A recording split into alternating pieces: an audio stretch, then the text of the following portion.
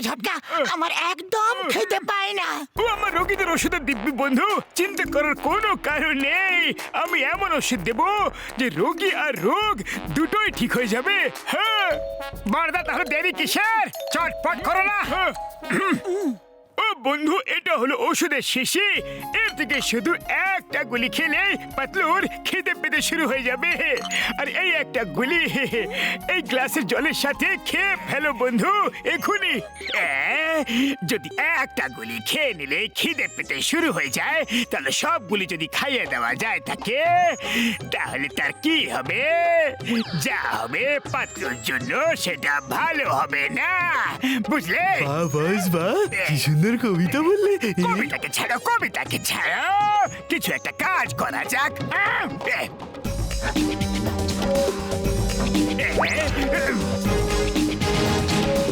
ও আমার শুকনো বাবুরের দিব্যি গো, কি বললো রে ভাই? চলো গিয়ে দেখা যাক।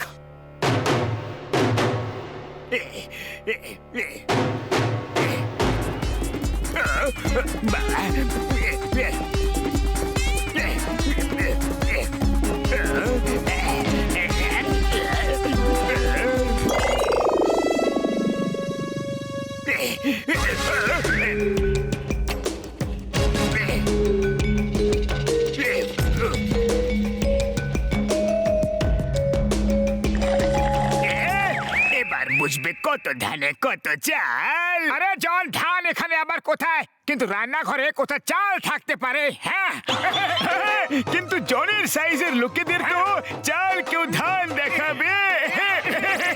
উড়িয়ে নাও, উড়িয়ে নাও, যত মজা করার করে না। কিন্তু এখন তো তোমরা না জানোতে শুরু হবে। কারণ কারণ পাতলুর গ্লাসে আমি পুরো বোতলের ওষুধটাই মিশিয়ে দিয়েছি। আরে মোটু আমার ভাই, আমার বন্ধু, এটা তো খুব বেশি গন্ডগোল হয়ে গেল। এখন তো পাতলুর খিদে মেটানো খুব মুশকিল হয়ে যাবে না? অসম্ভব হয়ে পড়বে বন্ধু। মোটু আমার খিদে পাচ্ছে। মোটু কিছু একটা করো, আমার খুব জোরে খিদে পেয়েছে, খুব জোরে খিদে পেয়েছে, খিদে পেয়েছে।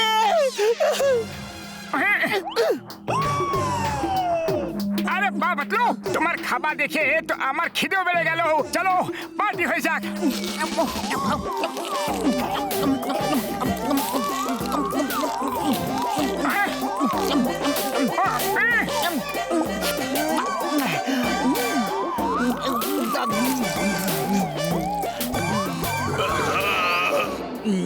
আরে এটা কি হচ্ছে? পাতলু শরীর তো খেলেই মোটা হয়ে যাচ্ছে গো। আরে মোটু আমার ভাই, ও যত খাবে না ততই বেশি মোটা হতে থাকবে। তুমি ওকে নিয়ে যাও, ততক্ষণ আমি কোনো অ্যান্টিডোট বানাতে যাচ্ছি। বন্ধু,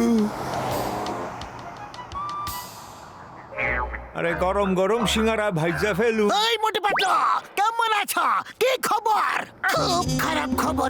না রুটি আছে না ভাত, খিদের জ্বালায় হচ্ছে আমি কুপোকাত। আয় মা, পাতলু তো কবি হয়ে গেল গো।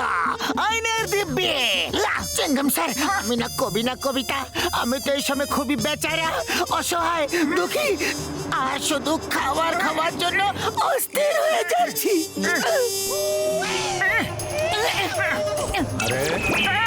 পাতলু,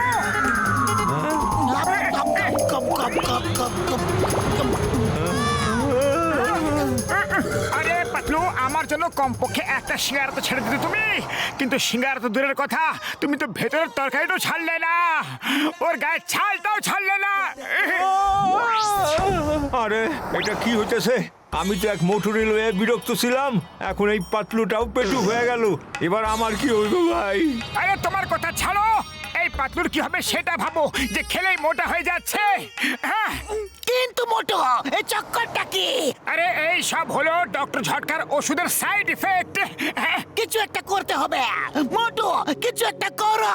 আরে খালি পেটে আমার মাথা একদম কাজ করে না। চাওয়ালা দাদা, যদি তুমি কয়েকটা গরম গরম সিঙ্গারা ভেজে আমাকে খাইয়ে দাও না, তাহলে হতে পারে আমার মাথা কাজ করা শুরু করে দেবে।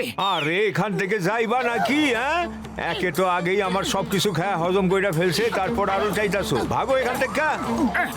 মোটু খিদে পেয়েছে, খবর দাও, খবর দাও। কোথা থেকে নিয়ে আসবো খাবার?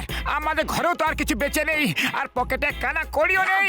এবার তুমি বলো যে আমি কি করব? তুমি যা খুশি করো, কিন্তু আমাকে খেতে দাও, খেতে দাও। এর কিদের চিকিৎসা কি আছে? খাবার খাবার এইটুকু বুঝতে পারছো না, কিন্তু আমি বুঝে গেছি তোমরা শুধু কথার পকোড়াই বানাতে পারবে, আমার জন্য কিছু করতে পারবে না। আমাকে কিছু একটা করতে হবে। এটা খুব ভালো হলো। ওখানে পাতলু খাবার খেতে নাও পেতে পারে, কিন্তু হতে পারে বক্সারের মার খেয়ে পাতলু ঠিক হয়ে যাবে। তাহলে এখানে বাইরে বসে মজা দেখতে থাকি। বলো চিংগাম স্যার, কেমন হবে ব্যাপারটা? শান্ত হয়ে যাও আর ভিতরের দৃশ্য দেখার জন্য অপেক্ষা করো।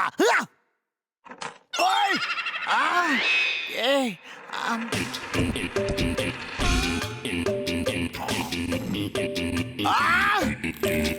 আরে দিনের আলোয় চুরি এখনই দেখাচ্ছি। ওই আমি বলছি তোমাকে থেমে যাও। আরে আরে না না, ওই থামো বলছি। আরে ছেড়ে দাও।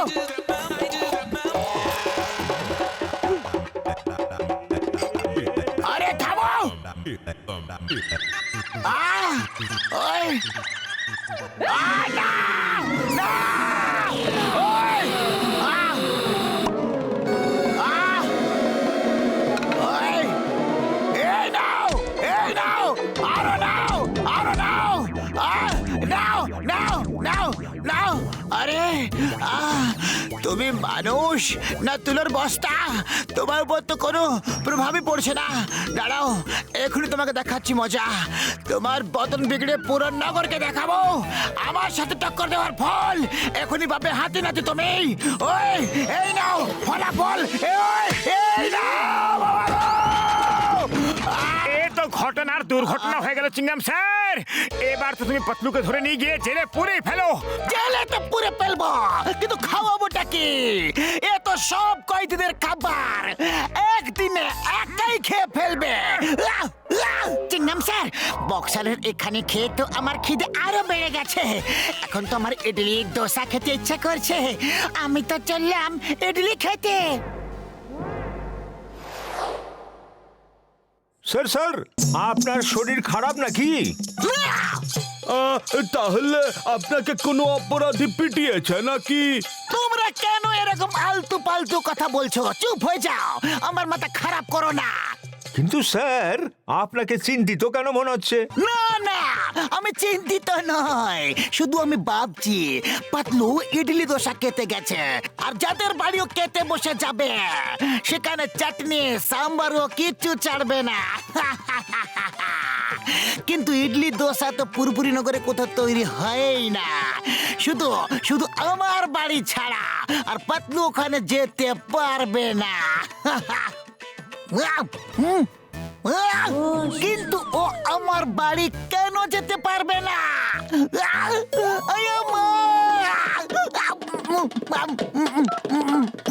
ভালো মা, পাতলু এলে ওকে ইডলি দোসা একদম খাওয়াবে না। আইয়ো, ওরা তো এখানে বসে গপ গপিয়ে খাচ্ছে, আর পুরো মাস কাবারি বাজারই শেষ।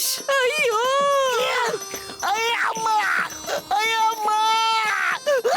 পাতলু, অনেক হয়েছে, অনেক হয়েছে। আম্মা ক্লান্ত হয়ে পড়বে।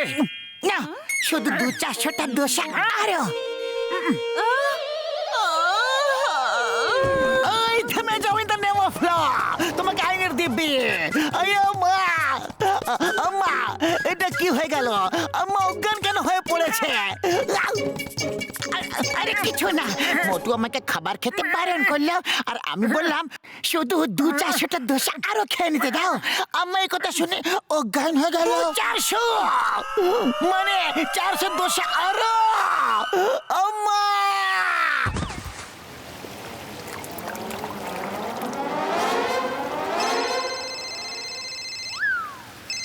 আরে জলদি এসো বড়দা, পাতলু তো চারিদিকে হাঙ্গামা মাতিয়ে রেখেছে। আরে এই নাও ভাই, অ্যান্টিডোট তৈরি হয়ে গেছে। একটা ইঞ্জেকশন আর পাতলু ঠিক হয়ে যাবে। কিন্তু শীঘ্রই করো ভাই, নাহলে এই ওষুধের প্রভাব একদম শেষ হয়ে যাবে। আরে এই ড্যামের দেওয়াল ভেঙে গেছে মনে হচ্ছে। যদি তাড়াতাড়ি এই ফুটো বন্ধ না হয় তাহলে পুরো ফুরফুরি নগর ডুবে যাবে। ডক্টর ঝটকা, ওই দেওয়ালের ফুটো আটকানোর একটা উপায় আছে।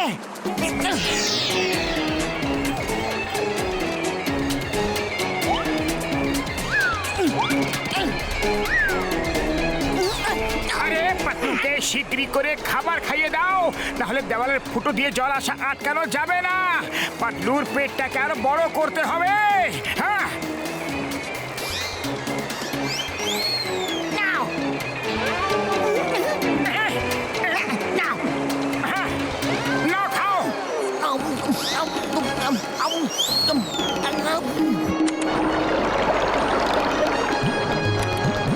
পাতলু মশাইয়ের জয়! পাতলু মশাইয়ের জয়! পাতলু মশাইয়ের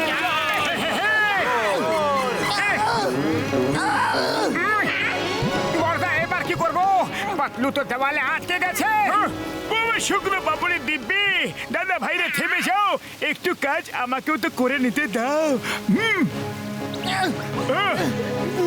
হ্যাঁ, এসো।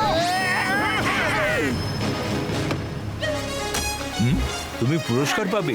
পুরো ফুরফুরি নগরকে ডুবে যাওয়ার হাত থেকে বাঁচিয়ে দিয়েছো।